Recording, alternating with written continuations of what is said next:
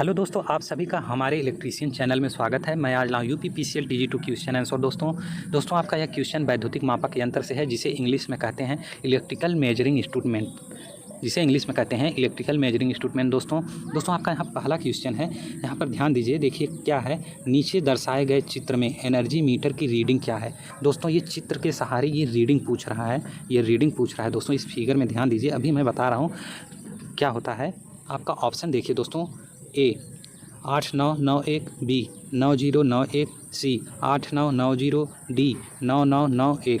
दोस्तों आपका इसमें ऑप्शन है आंसर, जो आंसर है दोस्तों 9091 है। इस घड़ी में देखिए दोस्तों, आप पैनल में देखेंगे ऐसी सुइयां बनी होंगी, वहाँ पर लिखा होगा किलोवाट आवर। पैनल में आप जाके देख सकते हैं, जहाँ पर लाइन को लगाते हैं वहाँ पर सुइयाँ बनी होती हैं। ये किलोवाट आवर में दर्शाया जाता है दोस्तों। ये सुइयाँ जो यहाँ पर दर्शा रही हैं, ये अलग अलग मान दर्शाता है दोस्तों। अलग अलग टाइम पर अलग अलग मान दर्शाता है। कभी सुइयाँ 7 पे होगी, कभी 3 पे होगी, कभी सुइयाँ 2 पे होंगी। ये अलग अलग होंगी दोस्तों, ये एक बराबर नहीं होगा। एग्ज़ाम में पूछे जाएंगे क्वेश्चन दोस्तों। और आपका ये कैसे देखेंगे इसको, जितनी बार ये सुइयाँ अलग अलग मान को दर्शाती हैं, अलग अलग मान जो सुइयों को सहारे इसका आंसर निकाल सकते हैं दोस्तों। इसमें जो पहली सुई है वो 9 पे है, दूसरी सुई 0 पे है, फिर तीसरी सुई 9 पे है और चौथी सुई 1 पे है। ये दोस्तों आपका ये आंसर हो गया 9091। ये रहा आपका आंसर दोस्तों, बी 9091। आपका अगला क्वेश्चन है दोस्तों, वैद्युत ऊर्जा, वैद्युत ऊर्जा होता है दोस्तों, खपत नापने की सर्वोत्तम विधि है। अब दोस्तों जो वैद्युत ऊर्जा खपत नापने की सर्वोत्तम विधि है क्या है। ऑप्शन देखिए दोस्तों, वोल्ट मापी तथा धारा मापी, बी वोल्ट मापी तथा वोल्ट मापी, धारा मापी तथा स्टॉपवॉच, सी वाट मीटर तथा स्टॉपवॉच, डी एनर्जी मीटर। वैद्युत ऊर्जा खपत नापने की सर्वोत्तम विधि क्या है दोस्तों। आपका ये आंसर है आपका डी एनर्जी मीटर। ये एनर्जी मीटर है दोस्तों, ये एनर्जी मीटर है। 1 किलोवाट आवर में एनर्जी मीटर जो है ये नापता है दोस्तों।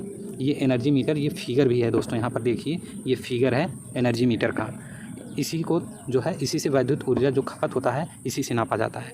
आपका अगला क्वेश्चन है दोस्तों, यदि किसी ऊर्जा मापी की चकती 1 किलोवाट आवर ऊर्जा खपत दर्शाने में 1500 घूर्णन करती है तो उसकी एक चक्कर द्वारा दर्शाई गई ऊर्जा खपत होगी।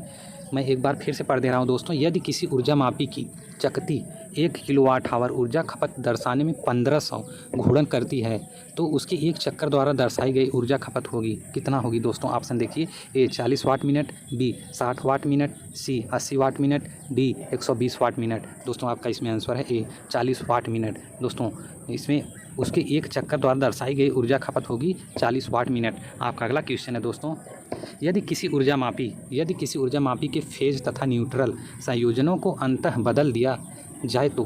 अब देखिए दोस्तों क्या होता है, ऊर्जा मापी जैसे ऊर्जा मापी अभी वहाँ पर क्वेश्चन पिछले में अभी मैं बताया हूँ ऊर्जा मापी। अब इसमें कह रहा है फेज और तथा न्यूट्रल का जो संयोजन होता है उसको बदल दिया जाए, अंततः बदल दिया जाए तो क्या होगा। ए चकती की घूर्णन दिशा परिवर्तित नहीं होगी, बी चकती की घूर्णन दिशा परिवर्तित हो जाएगी, सी चकती रुक जाएगी, डी चकती की घूर्णन गति घट जाएगी। दोस्तों आपका इसमें आंसर है बी चकती की घूर्णन दिशा परिवर्तित हो जाएगी। दोस्तों चकती की घूर्णन दिशा परिवर्तित हो जाएगी। आपका अगला क्वेश्चन है दोस्तों, यदि किसी ऊर्जा मापी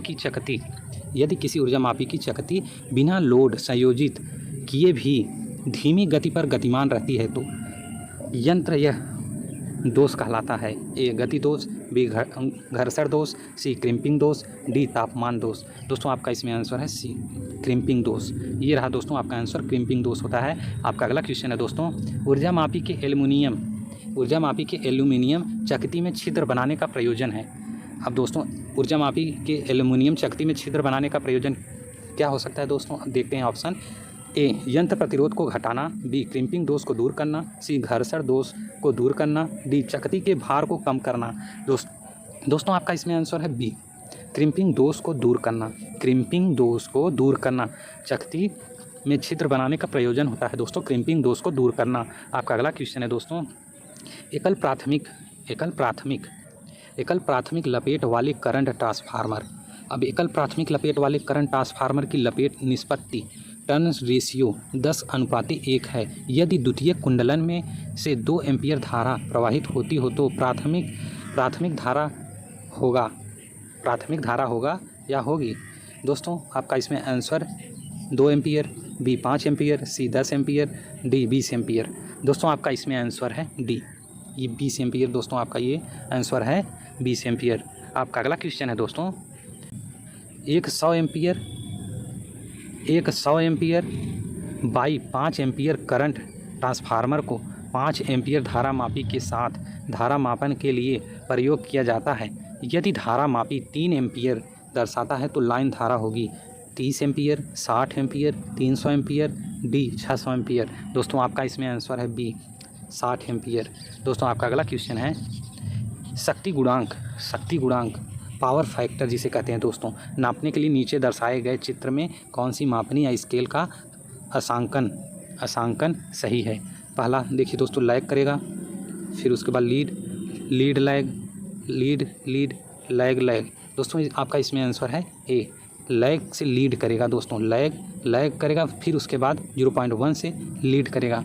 दोस्तों आपका इसमें आंसर है ए। आपका अगला क्वेश्चन है दोस्तों, यदि विद्युत लाइन चालू ऑन हो तो निम्न में से कौन सा उपकरण प्रयोग नहीं करना चाहिए। यदि विद्युत लाइन चालू हो तो निम्न में से कौन सा उपकरण प्रयोग नहीं करना चाहिए। ए वाट मापी और पीएफ मापी, बी आवृत्ति मापी और टोंग टेस्टर, सी फेज क्रम मापी और ऊर्जा मापी, डी ओम मापी और माइगर। दोस्तों आपका इसमें आंसर है डी, इसमें आपका आंसर है दोस्तों डी, ओम मापी और माइगर का प्रयोग नहीं करते यदि विद्युत लाइन चालू ऑन हो तो निम्न में से कौन सा उपकरण प्रयोग नहीं करना चाहिए, ओम मापी और माइगर।